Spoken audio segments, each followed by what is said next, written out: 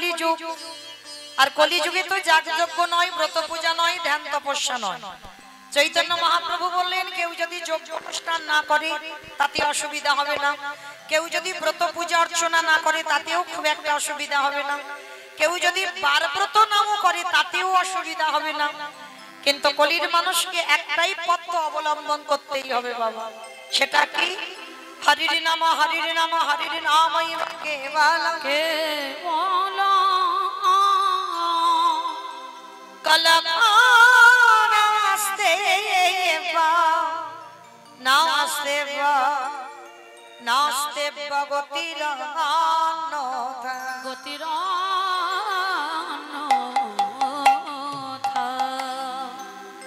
কলির মানুষের হরিনাম ছাড়া কোনো গতি নাই, কোনো গতি নাই, কোনো গতি নাই। যে যাই করো না কেন বাবা, যেমন আমার এই কমিটি ভাইরা এখানে নাকি যাত্রা নাটক ফাংশন অনেক কিছু অনুষ্ঠান করেছে, কিন্তু আজকে দেখেন শেষ পদ্ধতিটা ধরতে হলো কি? এই হরিনাম সংকীর্তন।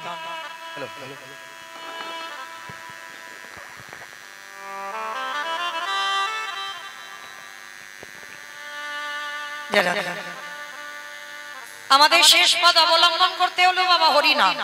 তাহলে এইটুকু শুনে আমি অনুভব করলাম বাবা, যে যাই করি না কেন শেষের দিনে সম্বল হবে এই কৃষ্ণ নাম, এই হরিনাম। এই নাম ছাড়া তোমার সাথী আর কেউ হবে না।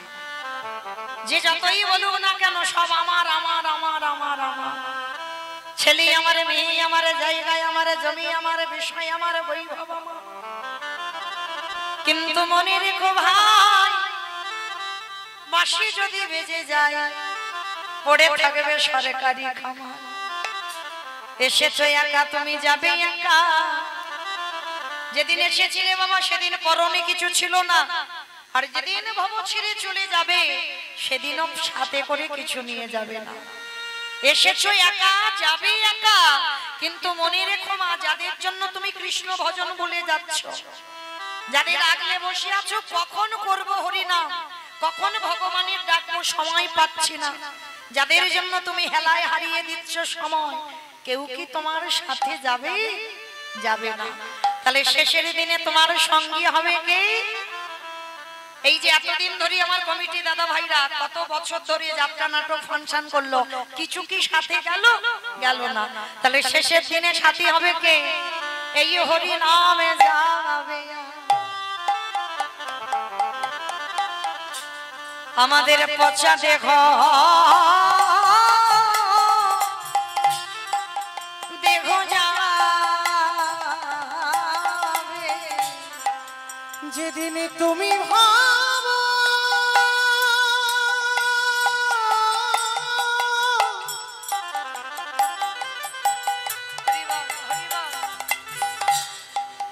যেদিন তুমি ভাবো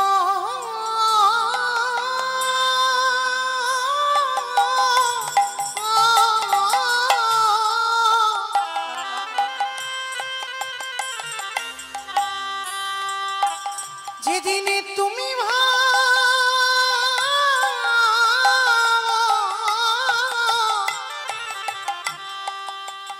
ওই ভাব পারে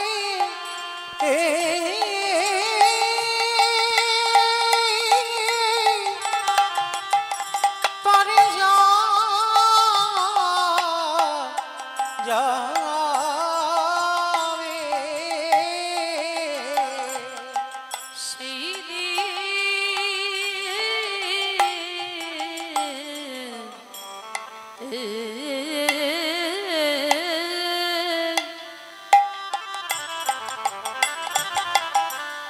সেই দিনে নামে যাবে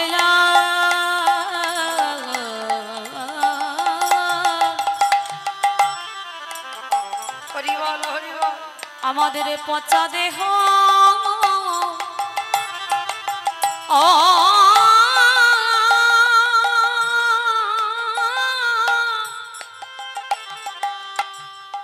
দেহ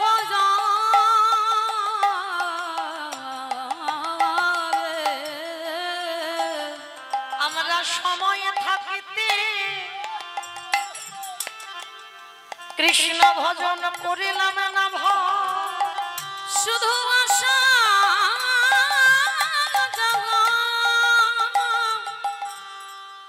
আমাদের সার হলো, আমাদের কারোর কৃষ্ণ ভজন ভজন হলো না কৃষ্ণ বলবো বলি এইভাবে আমরা সবাই মায়ার বাঁধনে বন্দী হলো। হ্যাঁ কৃষ্ণ বলি নানা কাঁদলাম না রে, হেদয়া মায়া শুধু এলাম খেলা রোজগার করে চলে গেল। আমাদের হলি বলা আরে হলো না রে, হেদয়া মায়া আমি এবারে পারে ঘাটাতে আমি দাদাই রইলাম। বলে এইবার উদ্ধার করো আমারে, হেদয়া মায়া আমার কেশে ধরে ধরে টেনে নিও। আমি মায়া মাঝি আজ পড়ে আছি, হেদয়া মায়া যেন পতিতে বলে ঠেলে দিও না। তুমি তো পতিতে পাবা ওগো নামে ধরেছ,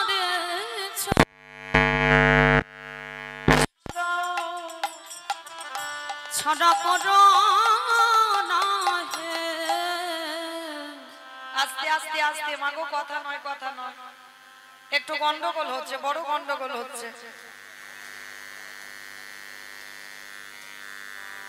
সবার মাইকটা প্রবলেম হচ্ছে কেন দাদা? বক্সের এত আওয়াজ হচ্ছে নাকি বুঝতেই পারছে না? হরি বল, যারা এই জগতে মায়েরা যদি ভজন করতে হয় বাবা, একটু সকাল সকাল ভজন করতে হবে। কারণ আপনারা জানেন শিশুকালে কৃষ্ণ ভজে কৃষ্ণ পাবার আসে, কৃষ্ণ পাবার আসে, ওগো যৌবন কালে কৃষ্ণ ভজে আসে বা না আসে, আসে বা না আসে, ওগো বৃদ্ধ কালে কৃষ্ণ ভজে জমের তর আসে। মাইরা কীর্তন শুনলে হবে না, একটু হৃদয়ঙ্গ করতে হবে। সকাল সকাল ভজন করতে বলছি, আবার বলছি শিশুকালে কৃষ্ণ ভজে কৃষ্ণ পাবার আসে, যৌবনেতে কৃষ্ণ ভজে আসে বা না আসে, বৃদ্ধকালে কৃষ্ণ ভজে জমের তর আসে। কিন্তু মহাজনেরা বলছেন সকাল বেলাটা হলো বাবা দেহতত্ত্বে আমাদের কুড়ি ফুল। যেমন কুড়ি ফুল তুলে গোবিন্দ সেবাই দেওয়া যায় না বাবা, কুড়ি ফুল ভজনের অধিকার পায় না।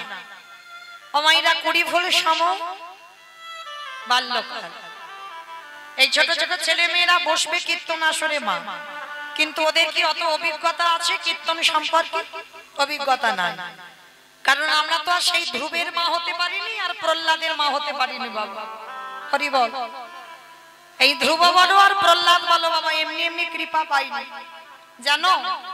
ধ্রুব 5 বছরে কৃপা পেয়েছিল, আর কৃপা পেয়ে বাবা ধ্রুবের মনে একটা অহংকার জন্মেছিল। ভালো করে শুনবেন কথাটা। যে ভাগবতে ধ্রুবের চরিত্র আমরা শ্রবণ করি, সেই ধ্রুবের 5 বছর বয়সে ভগবানের নারায়ণের কৃপা পেয়েছিল। আর কৃপা পাবার পরে বাবা ধ্রুবের মনে একটা অহংকার জন্মেছিল। ধ্রুবের মনে অহংকার জন্মালো, প্রভু আমার মতো বড় ভক্ত আর কেউ নেই। তুমি দেখেছো আমি 5 বছরে তোমার কৃপা লাভ করতে পেরে গেলাম, তারে আমার মতো বড় ভক্ত তুমি আজ জগতে দেখাতে পারবে? বৈকুণ্ঠপতি নারায়ণ হেসে বলে উঠলেন, ধ্রুব তোমার মনে বড় অহংকার, তুমি 5 বছরে কৃপা পেয়েছো, অত সোজা নয়। 5 বছরে তুমি কৃপা পাওনি। ধ্রুব মহারাজের হাতটা ধরে বৈকুণ্ঠপতি নারায়ণ বলছে, চলো আজকে আমি তোমাকে সকাল সকাল একটা জিনিস দেখাই। এইবার ধ্রুবের হাতটা ধরে এনেছি, এনে বাবা বিশাল বড় একটা পাহাড়, পাহাড়ের কাছে নিয়ে গিয়ে ধ্রুবকে দেখাচ্ছে, ধ্রুব ভালো করে চেয়ে দেখো এই যে বিশাল বড় পাহাড়। তা ধ্রুব মহারাজ বলছে, ঠাকুর সকাল সকাল তুমি আমাকে পাহাড় দেখাতে এনেছো? বলে ধ্রুব, আমি তোমাকে পাহাড় দেখাতে আনি নাই। তাহলে তুমি কি দেখাতে এনেছো? বলে ধ্রুব, ভালো করে পাহাড়টা একবার কান পেতে শোনো তো দেখি। যেই না ধ্রুব মহারাজ পাহাড়ের কাছে গেছে আর পাহাড়ের কাছে গিয়ে কানটা পেতেছে, ওই পাহাড়ের ভিতর থেকে কৃষ্ণ কৃষ্ণ কৃষ্ণ কৃষ্ণ কৃষ্ণ কৃষ্ণ কৃষ্ণ হে কৃষ্ণ কৃষ্ণ কৃষ্ণ কৃষ্ণ কৃষ্ণ দেখা দাও হে কৃষ্ণ কৃষ্ণ কৃষ্ণ কৃষ্ণ কৃষ্ণ কৃষ্ণ কৃষ্ণ হে কৃষ্ণ কৃষ্ণ কৃষ্ণ কৃষ্ণ কৃষ্ণ দেখা দাও হে। চমকে উঠেছে ধ্রুব, প্রভু প্রভু, এই পাহাড়ের ভিতরে বসে বসে কে কৃষ্ণ নাম করছে আমি এক্ষুনি শুনতে পেলাম। ভগবান ধ্রুবের হাতটা ধরে বলছে, ধ্রুব, ওই পাহাড়ের ভিতরে কেউ বসে নাম করছে না। বলে তাহলে প্রভু আমি তো সাক্ষাৎ শুনতে পেলাম কানে, কে যেন বসে বসে কৃষ্ণ নাম করছে। বলে না ধ্রুব, ভালো করে লক্ষ্য করে দেখো, নিখুঁত করে ওই পাহাড়টা কি দিয়ে তৈরি হয়েছে। ইট বালি সিমেন্ট মাটির কোন স্তূপ নয়। ভালো করে ধ্রুব মহারাজ গিয়ে নিখুঁত করে লক্ষ্য করলো, ওই পাহাড়টা কিসের জানো? মানুষের হাড়ের পাহাড়। একটা মানুষের হাড় গুছাতে গুছাতে হাড়ের পাহাড় তৈরি হয়েছে। ধ্রুব মহারাজ দর্শন করে ভালো করে প্রভুকে প্রশ্ন করলো, প্রভু আমি ভালো করে নিখুঁত করে দেখলাম এ তো মানুষের হাড়, হাড় দিয়ে এত বড় পাহাড় কি করে হলো, আর কারই বার হাড়? বলে ধ্রুব,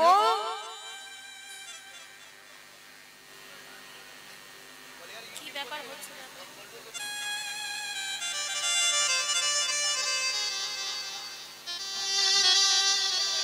আস্তে, আমার এই ডান দিক থেকে এত আওয়াজ আসছে কেন? একটু আস্তে কথা বলেন। আপনারা যদি কথা বলবেন তাহলে আমি গান গাইবো কি করে? এত কথার আওয়াজ আসছে। যারা কথা বলছেন একটু সরে গিয়ে কথা বলেন। কমিটি ভাইদের কাছে আমার অনুরোধ, একটু বাইরে গিয়ে কথা বলেন। নিতাই গৌর প্রেমানন্দে হরি বল হরি বল। কারণ বাবা এটা তো কীর্তন, ভাবছো তো হলে কীর্তন হয় না। কারণ এটা অন্য অনুষ্ঠান হলে আজে বাজে কথা কানে এলে তাহলে হয়, কিন্তু কীর্তন হয় না। কারণ তো অনেক অর্থ অনেক খরচ করে তবে বাবা একটু ভাব পাওয়া যায়। আর যদি আজে বাজে কথা আসে তো তখন অসুবিধা হয়ে যায়। চরণ ধরি বলবে একটু গন্ডগোল করেন, একটু বাইরে গিয়ে করেন। হরি বল।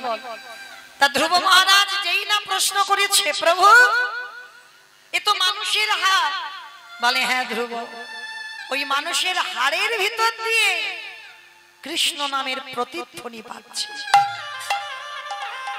ধ্রুব প্রশ্ন করলো, ঠাকুর হাড়ে কৃষ্ণ বলে? এটা কোনোদিন হতে পারে যে মানুষের হাড় কৃষ্ণ নাম বলবে? কি করে বলবে? বলে বলে ধ্রুব বলে। কারণ এই জগতে ত্রিলোকের বড় বৈষ্ণব যিনি হচ্ছেন বাবা ভোলানাথ, আর এই ভোলানাথের গলায় ছিল বাবা হাড়ের মালা। হরি বল। এই হাড়ের মালা বাবা কোন হাড়ের মালা? যেমন তেমন হাড় নয়, মানুষের হাড়, তবে যে কোনো মানুষ নয়। বাবা ভোলানাথ তো বৈষ্ণব। কোন ভক্ত যদি দেহ ত্যাগ করবার সময় হয়, বাবা সেই ভক্তের দরজায় গিয়ে দাঁড়িয়ে থাকে। যে কোনো মানুষের হাড় বাবা গলায় পড়ে না। বাবার তো সব থেকে প্রিয় জায়গা হচ্ছে বাবা শ্মশান। কেন শ্মশানে থাকে জানো? মরা পুড়িয়ে যখন ছাইগুলো ফেলে চলে আসে, বাবা ওই ছাই ভস্মগুলো মাই গায়ে মাখে। তবে যে কোনো ছাই নয়, যদি কৃষ্ণ ভক্ত দেহ রাখে, সেই কৃষ্ণ ভক্তের ছাই বাবা সারা গায়ে মাখে। নিতাই গৌর হরি বল হরি বল হরি বল। আর ওই ছাই খুঁজতে খুঁজতে যদি এক টুকরো হাড় পেয়ে যায়, বাবা জানে কৃষ্ণ ভক্ত যদি দেহ রাখে যদি এই জগতে কোনো ভক্ত কৃষ্ণ নাম বলতে বলে যদি তার দেহ থেকে প্রাণ পাখি চলে যায় তার হাড়ের ভিতরে বাবা কৃষ্ণ নামের প্রতিধ্বনি বাজে তাই তো বাবা হাড়ের মালা করে গলায় পড়তো কেন বাবার ভয় হতো যদি কোনোদিন আমি কৃষ্ণ নাম ভুলে যাই এই মানুষের হাড় যদি আমার গলায় থাকে ওই হাড়ের মধ্যে কৃষ্ণ নামের ধ্বনি বাজে এই যে তাই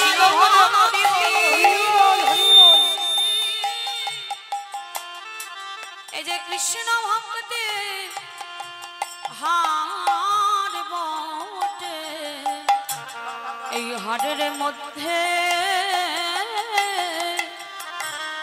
কৃষ্ণ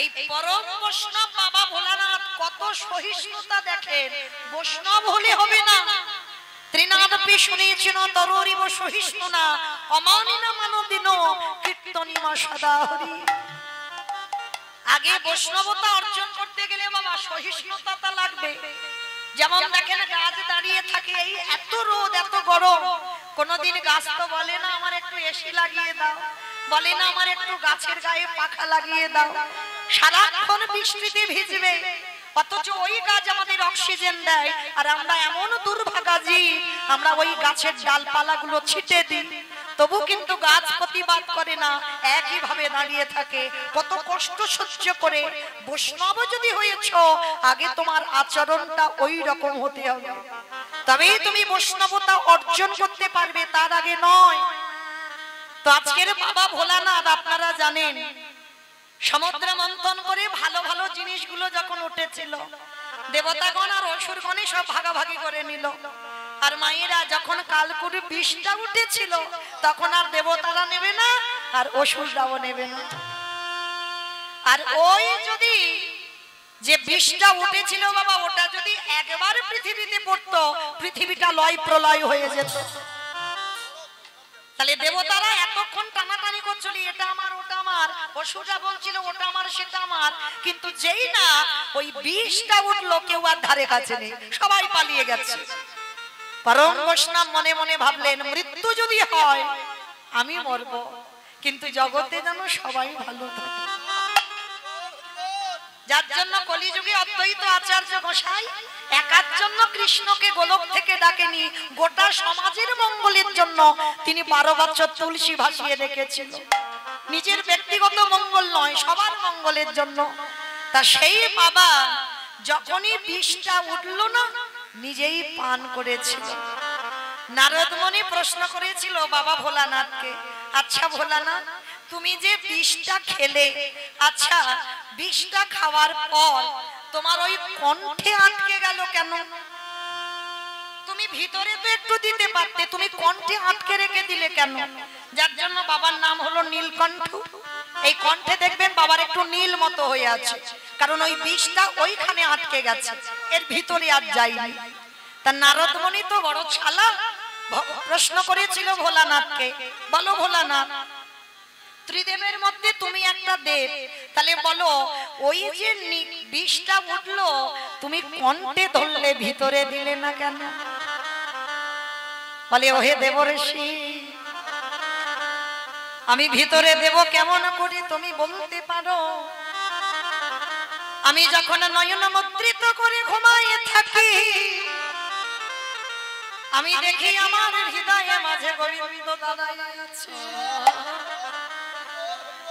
যখন আমি চলাফেরা করি দেখি আমার হৃদয়ে গোবিন্দ বাসা বেঁধে আছে যখন আমি ধ্যানস্থ হয়ে যাই তখনই দেখি গোবিন্দ আমার হৃদয়ে আছে তাহলে বলো দেবর্ষি যে হৃদয়ে আমার ভগবান বাস করে বলো বলো নার সেই হৃদয়ে কেমন করে বিষ তুলে দেব তাই আমি কণ্ঠে আটকে রাখলাম কেন জানো আমি কষ্ট পাই পাবো এই জগতে প্রতিটা ভক্তের হৃদয়ে আমার গোবিন্দ দাঁড়ায় আছে বিষ যদি আমার হৃদয়ে যায় তাহলে আমার গোবিন্দ বড় বড় ব্যথা পাবে। আমি তাই কইবি বিষ পান্থে ধরলাম আমার গোবিন্দ বড় বড় ব্যথা পাবে। তাই তো নারদ তোমার চরণ ধরে বলি, এই জগতে যত যত ভক্ত আছে সবার হৃদয়ে আমার গোবিন্দ মাসা বেঁধে আছে। শুধু একবারে ডাকার অপেক্ষায় বসে থাকে, যে জন ডাকার মতো ডাকতে পারে, যে জন ভালোবাসার মতো বাসিতে পারে আমার ভগবান।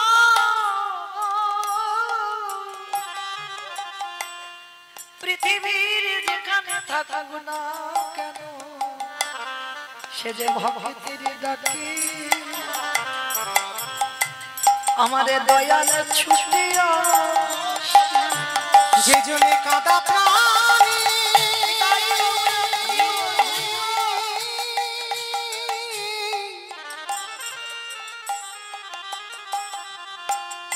যে জনে কাঁদা প্রাণী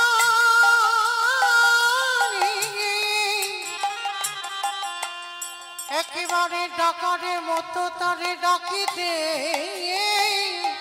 পারে। সেই ভক্তের ডাকে দয়ালে ছুটে আসে। তাহলে আপনারা বলেন বাবা ভোলানাথ প্রমাণ করে দিল হাড়ের মালা গলায় দিয়ে কেন মানুষের হাড়েও কৃষ্ণ নামের প্রতিধ্বনি হয়। যদি একজন ভক্ত অহর্নিশি এই বদনে কৃষ্ণ নাম ছাড়া আনে বলে না, যে জন কৃষ্ণ নাম ছাড়া আনে জানে না, সেই ভক্ত যদি কোনদিন দেহ রাখে সেই ভক্তের মৃত্যুর পরেও সেই ভক্তের ওই মরা দেহের যদি হাড় নেওয়া যায় সেই হাড়ে কৃষ্ণ কৃষ্ণ কৃষ্ণ বলে। যে জনে কৃষ্ণ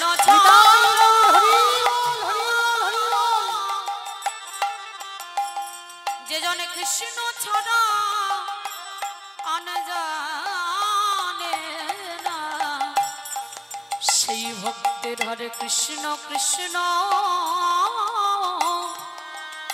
কৃষ্ণ বলে। এই জগতে ভক্ত যদি হতে চাও তাহলে কি করতে হবে জানো? ভক্তের পদ ধুলা গড়া গড়িলা ধুলা গায়ে মাখো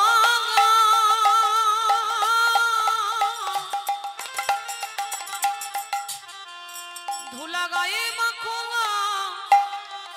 আনন্দ মনে ভক্তের পদ ধুলা গড়া গড়ি এই যে ভক্তের পদ ধুলা নয় গোপী পদ রেণু কি গো এই ধুলা মেখেছিল নন্দের বেটা কানু। আমারে ভগবান ভক্তির পদ ধুলা পাবানের জন্য তাদের যুগে যুগে ছুটে আসা ভক্তের পদ ধুলা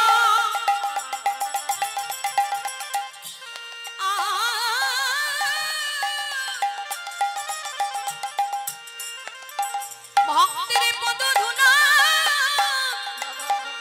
ধুলা পাবার লাগি সে যে যুগে যুগে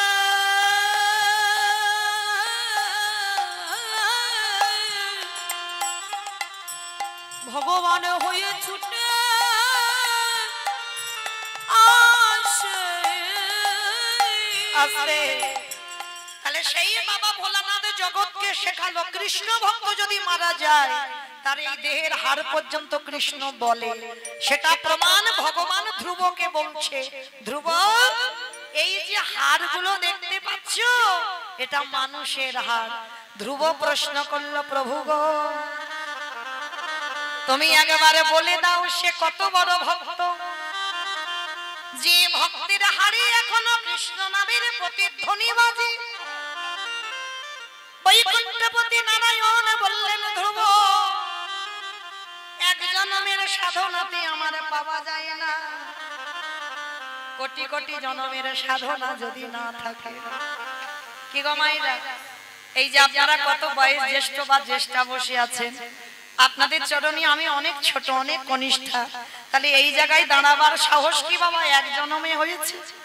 এই যে গুরুজনদের সামনে দাঁড়িয়ে কীর্তন গাওয়া, এ ক্ষমতা বাবা এক জন্মে সাধনা নয়, অনেক জন্মে সাধনা আছে, তারপরেই তো আপনাদের চরণে দাঁড়াতে পেরেছে।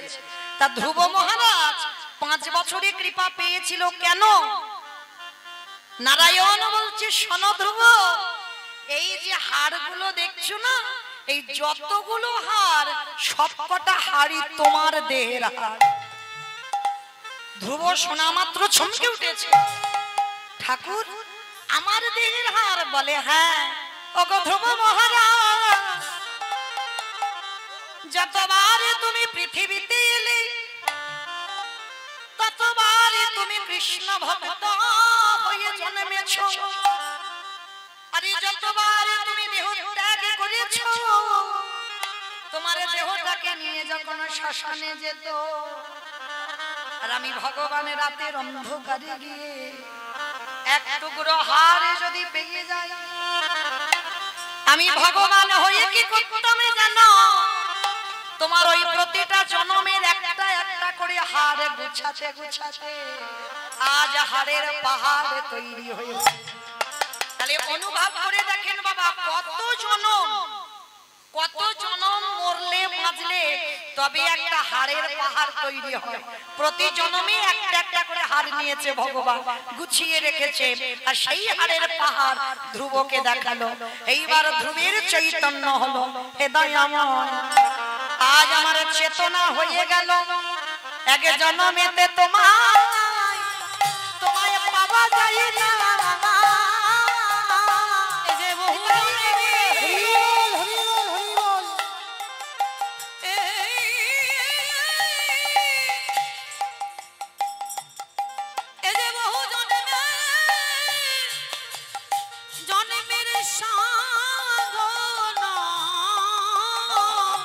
প্রভু এক জন্মে তোমায় পাওয়া যায় না। তাহলে মায়েরা আজকে সেই ধ্রুব মহারাজ প্রমাণ দিয়ে দিল যে এক জন্মের সাধনায় কৃপা হয় না, কোটি কোটি কোটি জন্মের সাধ্য না হলে তবেই বাবা গৌর গোবিন্দ কৃপা হয়। নিতাই গৌর প্রেমানন্দে। তাহলে এই কথাটা বলার কারণ কি? কীর্তনের প্রারম্ভে যে ভাইদের উদ্যোগী আজকের কীর্তন, আশীর্বাদ করবেন ওদের যেন এইরকম এতদিন যে অনুষ্ঠান করেছে সেই অনুষ্ঠান ভুলে গিয়ে আজকের কীর্তনে যোগ দিয়েছে। তাহলে বুঝলাম কি, শেষের দিনে যতই বাবা নাচানাচি করো না কেন, যতই ধুমধাড়াক্কা বাজনা বাজাও না কেন, কিছু তোমার সাথী হবে না, সাথী হবে এই কৃষ্ণ নাম, হরি নাম। আর যদি করতেই হয় সকাল সকাল করো।